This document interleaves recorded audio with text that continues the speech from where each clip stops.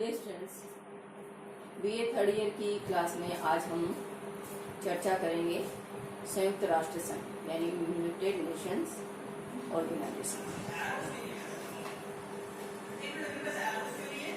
Hegel ने कहा था कि युद्ध से दुनिया में नैतिकता का विकास होता है,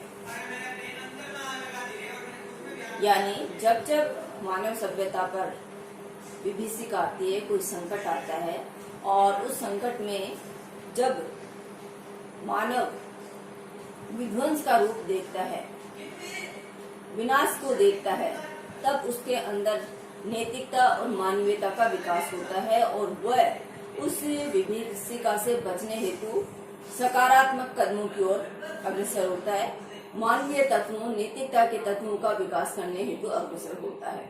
और यही सब हुआ दो महायुद्धों के बाद में। प्रथम महायुद्ध के बाद में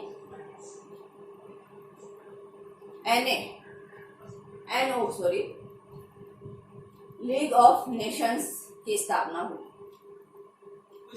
लीग ऑफ नेशंस की स्थापना अमेरिकी राष्ट्रपति वुड्रो विल्सन के 14 सूत्री कार्यक्रम के तहत हुई और वुड्रो विल्सन का मानना था कि दुनिया में छोटे छोटे युद्ध बड़े युद्धों में परिणत हो जाते हैं, अतः छोटी छोटी समस्याओं का समाधान तुरंत किया जाना चाहिए। और इसी वैचारिक पृष्ठभूमि पर एनओ का निर्माण हुआ। 1919 में लीग ऑफ नेशंस का गठन हुआ और लीग ऑफ नेशंस ने दुनिया में शांति स्थापना हेतु प्रयास किए। इसी तरह द्वितीय विश्व युद्ध के बाद में संयुक्त राष्ट्र संघ यूनाइटेड नेशंस ऑर्गेनाइजेशन का गठन हुआ और इसके गठन में अमेरिकी राष्ट्रपति रूजवेल्ट के साथ साथ दुनिया के अन्य नेताओं का भी हाथ रहा। और अमेरिकी राष्ट्रपति रूजवेल्ट का मानना था कि एक ऐसे मंच का गठन किया जाए जिसके सदस्य दुनिया के सभी राष्ट्र हो और वे अपनी हर एक छोटी बड़ी समस्याओं पर खुलकर विचार विमर्श और परामर्श कर सके, ताकि छोटी विभीषिका को छोटी समस्या को बड़ी समस्या में परिवर्तित होने से रोका जा सके। और उसी वैचारिक पृष्ठभूमि के तहत संयुक्त राष्ट्र संघ का गठन हुआ। संयुक्त राष्ट्र संघ के गठन की एक लंबी प्रक्रिया रही। इसका गठन द्वितीय विश्व युद्ध के दौरान ही इसके प्रयास शुरू हो गए थे। द्वितीय विश्व युद्ध के दौरान जब शांति संधियों पर चर्चा की जा रही थी, वार्ता की जा रही थी, उसी समय जून 1941 में लंदन सम्मेलन का आयोजन हुआ और इसी शांति वार्ता के तहत इस लंदन सम्मेलन का आयोजन हुआ था। और इसी लंदन सम्मेलन में यह सुझाव आया कि एक अंतर्राष्ट्रीय संगठन की स्थापना की जाए जो दुनिया को सुरक्षा और शांति प्रदान करे। अतः इस सम्मेलन में जो सुझाव आया अंतर्राष्ट्रीय गठन का और विश्व की सुरक्षा और शांति प्रदान करने का, उसी के संदर्भ में 14 अगस्त 1941 को अमेरिकी राष्ट्रपति रूजवेल्ट और ब्रिटिश प्रधानमंत्री चर्चिल के मध्य एक वार्ता हुई। यह वार्ता अटलांटिक महासागर में एक युद्धपोत पर हुई, अतः इस वार्ता को अटलांटिका चार्टर के नाम से जाना जाता है। तो अटलांटिका चार्टर क्या है? अटलांटिका चार्टर शांति द्वितीय विश्व युद्ध के बाद में जो शांति वार्ताएं चल रही थी और शांति वार्ताओं हेतु जो सम्मेलन आयोजित किए जा रहे थे, उसी सम्मेलन में जो सुझाव आया अंतर्राष्ट्रीय संगठन का, उसी संगठन के संदर्भ में अमेरिकी राष्ट्रपति रूजवेल्ट और ब्रिटिश प्रधानमंत्री चर्चिल के मध्य जो वार्ता अटलांटिका महासागर में एक युद्ध पोत पर हुई, उस वार्ता को ही अटलांटिका चार्टर के नाम से जाना जाता है।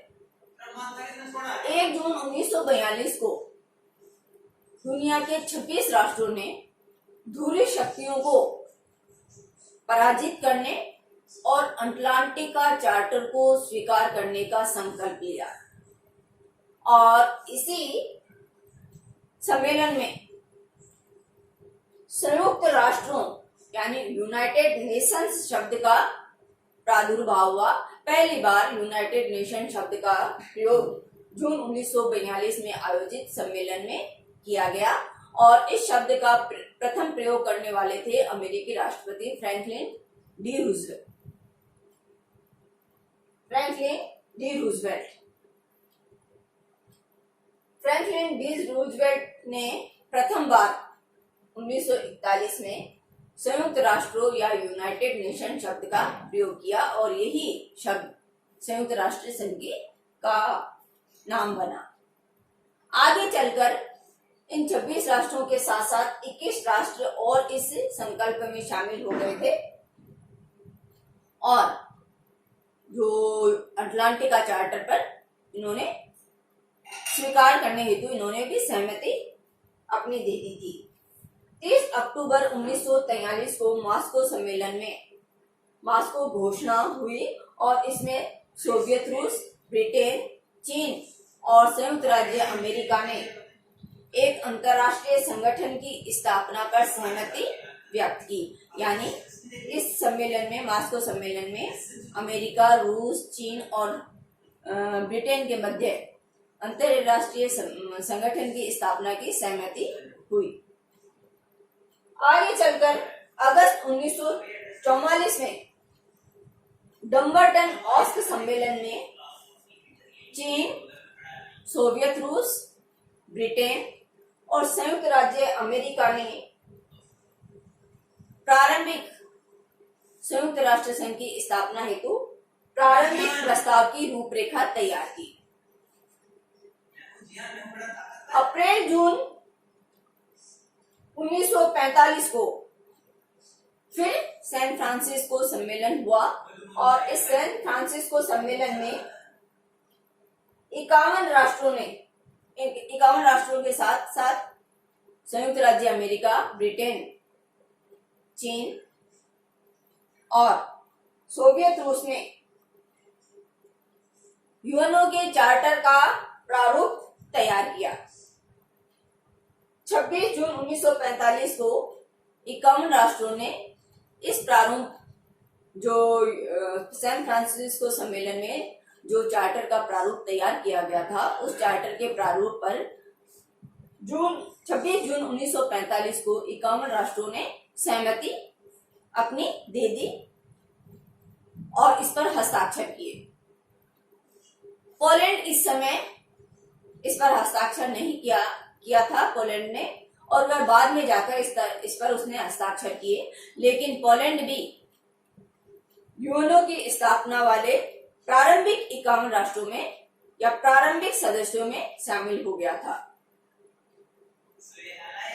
24 अक्टूबर 1945 को चीन, फ्रांस, ब्रिटेन, रूस और अमेरिका ने संयुक्त राष्ट्र संघ का जो प्रारूप, चार्टर का प्रारूप तैयार किया गया था, उस पर सभी ने हस्ताक्षर करके इसकी विधिवत स्थापना की घोषणा कर दी। इस तरह 24 अक्टूबर 1945 को संयुक्त राष्ट्र संघ की विधिवत स्थापना हुई और हम हर वर्ष, यानी दुनिया में हर वर्ष 24 अक्टूबर को संयुक्त राष्ट्र दिवस के रूप में मनाया जाता है। आगे चलकर 8 अप्रैल 1946 को लीग ऑफ नेशंस ने एक प्रस्ताव पास करके अपने समाप्ति की घोषणा कर दी और संयुक्त राष्ट्र संघ यानी लीग ऑफ नेशंस की समाप्ति हो गई और लीग ऑफ नेशंस के कार्य, उत्तरदायित्व, उसके कार्यक्रम, उसकी संपत्ति और उसके भवनों का उत्तरदायित्व अब राष्ट्र संघ पर आ गया और इस तरह संयुक्त राष्ट्र संघ की स्थापना हुई। और इस तरह हम देखते हैं कि संयुक्त राष्ट्र संघ की स्थापना एक लंबी प्रक्रिया के तहत हुई, जो कि द्वितीय विश्व युद्ध के दौरान ही शुरू हो गई थी और कालांतर में 24 अक्टूबर 1945 को इसकी विधिवत स्थापना। वे कौन से तत्व या कारक थे या कौन सी प्रेरक शक्तियां थी जिन्होंने दुनिया को यूएनओ या संयुक्त राष्ट्र संघ की स्थापना हेतु प्रेरित किया? यानी हम उन कारकों, उन प्रेरक तत्वों पर विचार करते हैं जिनके फलस्वरूप दुनिया में संयुक्त राष्ट्र संघ अस्तित्व में आया। जैसे हमने अभी बात की कि हीगल ने माना था, हीगल का कहना है कि युद्धों के बाद में दुनिया में नैतिकता का विकास होता है और युद्ध के बाद में ही मनुष्य को यह समझ में आता है कि वह जिस विभीषिका को उसने जन्म दिया उससे वह बच भी सकता है और सकारात्मक दृष्टि अपनाते हुए, सकारात्मक कार्य करते हुए वह मानव को विनाश से बचा सकता है। तो यही कुछ प्रेरक तत्व यूएनओ की स्थापना में भी रहे। इनमें महत्वपूर्ण तत्वों पर हम चर्चा करते हैं। पहला, इसकी स्थापना करने के पीछे यह प्रेरक शक्ति थी कि दुनिया अंतर्राष्ट्रीय विधि से चलनी चाहिए। किसी व्यक्ति विशेष, किसी राष्ट्र विशेष या किसी शक्ति विशेष की मनमानी से दुनिया को नहीं चलना चाहिए, बल्कि अंतर्राष्ट्रीय विधि और कानून से दुनिया चलनी चाहिए और अंतर्राष्ट्रीय विधि और कानून का पालन सभी राष्ट्रों द्वारा किया जाना चाहिए। दूसरा जो कारक रहा इसकी स्थापना के पीछे, वह हम ये कह सकते हैं कि प्रत्येक राष्ट्र की संप्रभुता का सम्मान किया जाना इसकी प्रेरक शक्ति रहा, क्योंकि युद्धों की उत्पत्ति या युद्ध तभी होते हैं जब एक राष्ट्र दूसरे राष्ट्र के अस्तित्व पर कुठाराघात करता है। और अंतर्राष्ट्रीय शांति की, अंतर्राष्ट्रीय संगठन की स्थापना के पीछे रूजवेल्ट का भी यही मानना था कि दुनिया में के सभी राष्ट्र इस अंतर्राष्ट्रीय मंच के सदस्यों, इस अंतर्राष्ट्रीय संगठन के सदस्य हो और सभी राष्ट्र अपने हर एक छोटे बड़े समस्याओं पर खुलकर यहाँ चर्चा कर सके और उस पर परामर्श कर सके। यानी दुनिया के सभी राष्ट्रों की संप्रभुता का सम्मान किया जाना चाहिए। किसी राष्ट्र की संप्रभुता या अस्तित्व पर चोट करना विनाश को जन्म देता है। ऐसे ही तीसरा कारक या प्रेरक शक्ति यूएनओ की स्थापना के पीछे यह रही कि संयुक्त राष्ट्र संघ एक ऐसे मानवीय समाज की स्थापना करना चाहता है, या संयुक्त राष्ट्र की स्थापना के पीछे मानव की शांति की आकांक्षा है। मानव हमेशा शांति, विकास और सुख की खोज में रहता है और यह शांति की स्थापना तभी हो सकती है जब सभी राष्ट्र आपस में अपने संवाद से जुड़े रहें, अपने समस्याओं पर खुलकर विचार विमर्श कर सके, उनमें संवाद बना रहे ताकि समस्याओं को बढ़ने से रोका जाए। तो यूएनओ की स्थापना या संयुक्त राष्ट्र की स्थापना मानवीय समाज की शांति की आकांक्षा का परिणाम रही और ये शांति की आकांक्षा ही ऐसी प्रेरक शक्ति है जो मानव को मानवीय तत्वों या नैतिकता की ओर अग्रसर करती है, सकारात्मक कदम उठाने हेतु प्रेरित करती है। अगली जो प्रेरक शक्ति ये रही कि इसकी स्थापना करने वाले के पीछे यह कारक रहा कि विश्व में शांतिपूर्ण सह अस्तित्व होना चाहिए। सभी के अस्तित्व को स्वीकारना, सभी के साथ सामंजस्य और शांतिपूर्ण तरीके से रहने की आकांक्षा मनुष्य को विकास की ओर ले जाती है और यही एक प्रेरक शक्ति संयुक्त राष्ट्र संघ के स्थापना के पीछे भी रही। इस प्रकार संयुक्त राष्ट्र संघ सहयोग, सामंजस्य, न्याय की वकालत करता है। यानी दुनिया में सहयोग बना रहे, सामंजस्य बना रहे और हर तरफ न्याय की स्थापना हो। और संयुक्त राष्ट्र संघ इसी न्याय की स्थापना हेतु निरंतर प्रयासरत है। दुनिया न्याय से संचालित होनी चाहिए। इसकी प्रेरक तत्वों का मानना है कि दुनिया का संचालन न्याय से होना चाहिए, किसी के हितों से नहीं, या दुनिया शक्ति से नहीं चलनी चाहिए, बल्कि न्याय, सहयोग और सामंजस्य से दुनिया चलनी चाहिए। अंतरराष्ट्रीय विधि से दुनिया का संचालन होना चाहिए, ना कि किसी राष्ट्र विशेष के या व्यक्ति विशेष के हितों से। इस प्रकार अंतरराष्ट्रीय शांति, सुरक्षा और न्याय की स्थापना हेतु संयुक्त राष्ट्र संघ की स्थापना हुई और यह संयुक्त राष्ट्र संघ इन्हीं तत्वों के लिए कार्यरत है, या हम कह सकते हैं इन्हीं तत्वों की स्थापना हेतु ये निरंतर प्रयास करता रहता है।